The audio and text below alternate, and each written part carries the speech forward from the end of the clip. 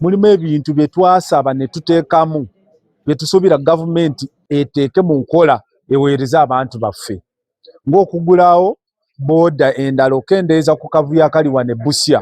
Kati weetaaga omuntu amanyi bino ebintu ne bwe bituuse okubigoberera abantu baffe bafunemu. We are looking at how do our people also benefit.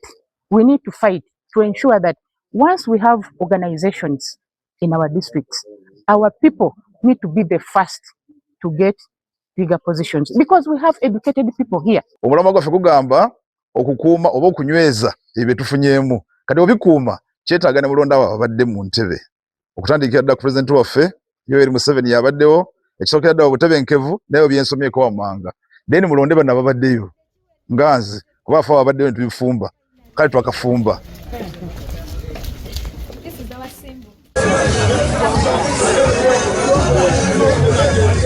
Tukusubira nti ekisanza kino tulina okutandika ate tumaliriza oluguudo oluva ku Anvakooti olubukyenankandulo Mbulamuti Kamuli Balawuli Ndolwa Iringa up to Bukungu ojja ku feri daife ku ship daife ejja okubanga nakani kyoga ate kasubire nti tunamadodiza okusasula contractors embeera zitandika okutambula ziyamba abantu baife mu business daive. Tukusubira nti oluguudo oluva nankani Saaka galubite Palisa Kaliro oluyidde Kamuli lujja kukolebwa. Nominate nze era ndi fully candidate okutandika n'essaawa eno. Bana titairemu bingi no manifesto olw'okuba nti ebingi tibidda kundikiriza busobozi bwa kubikola byonna byonna. Nenze ngeme bitono byenaasobola okukola. Ninze omukyala owa action.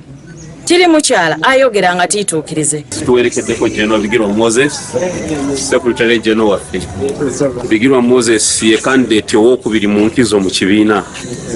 Ate enkizo gy'alina endala mu Busoga oyogera ku mannya agabana byafuzi abagundiivu tomenya lyakubiri nga tonabenya Bigirwa Moses.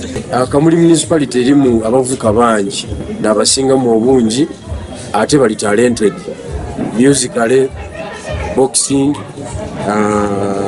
and then football.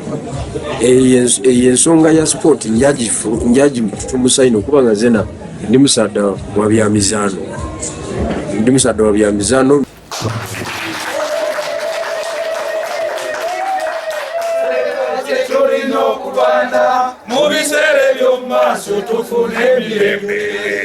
Nesimbyewo ng'omubaka omukyalo owa Buvuma district olw'ensonga nti engeri gye ndi mukyala musomesa njagala okulaba nga ebyenjigiriza mbitumbula amagombolola gonna agatalina masomero ga gavumenti naddala nga Lwaje by'abaana ndabe nga tugasakira amasomero.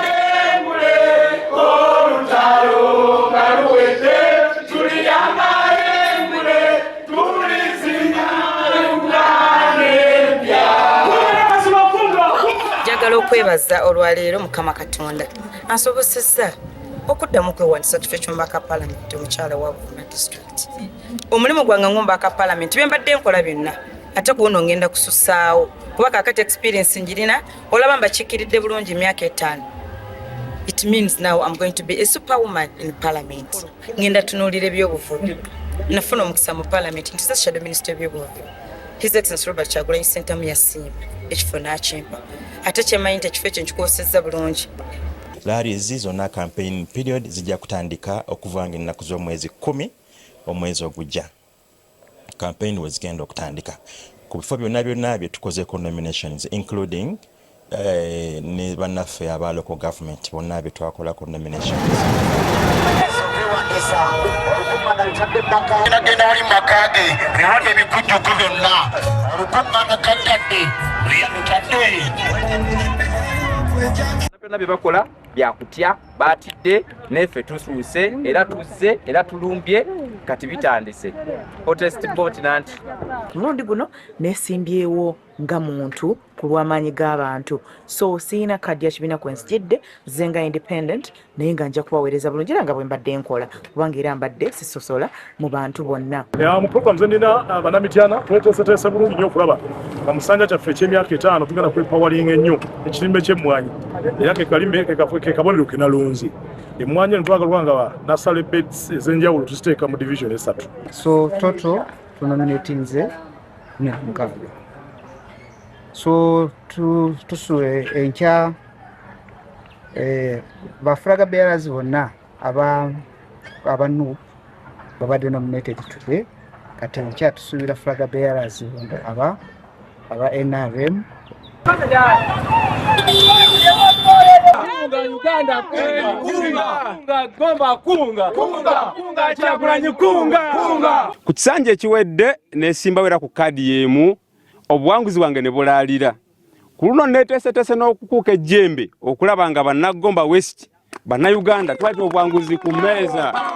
Twaka nominatingako aba candidates bali bataano mwabo nga mulimu eyeesimbeewo ku ntebe y'abakyala kiikirire district y'Egomba, n'abalala bana abeesimbyewo mu constituencies.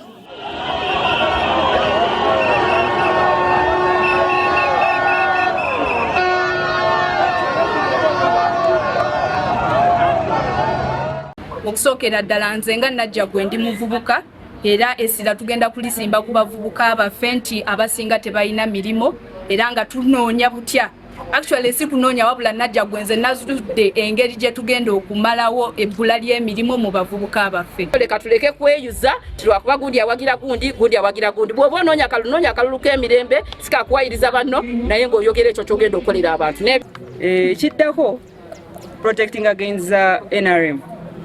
Nze nkiikirira NRM bannalyantonde basiima ne bagamba nti NRM ebeere ng'ekulembeddwa Doreen ng'omubaka omukyala. Ensonga esooka lwe luguudo lwaffe okuva Erumbugo okuyita Lyantonde okugwa e Sembabule.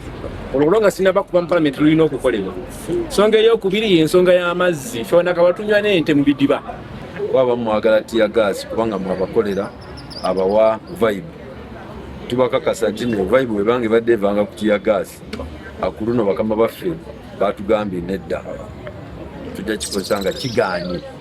Nete tusuubira nti kijja kugaana. Batwogedde bulungi ne bannabyabufuzi bonna era enteekateeka bakkaanya bulungi n'ekyo kye tusazeewo. So tubaagaliza nominations ennungi oba olyawo n'akabaga nga muvudde wano abantu bamukwogerako nabo.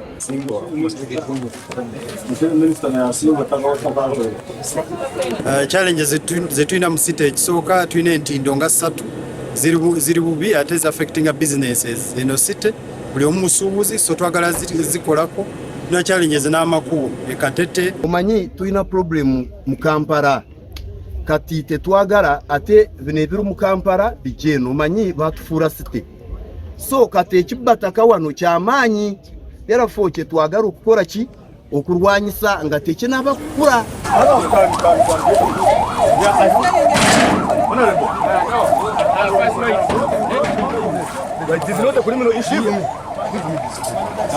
I have visited Kenkombe. Kenkombe is a site in Barara where we dump our garbage.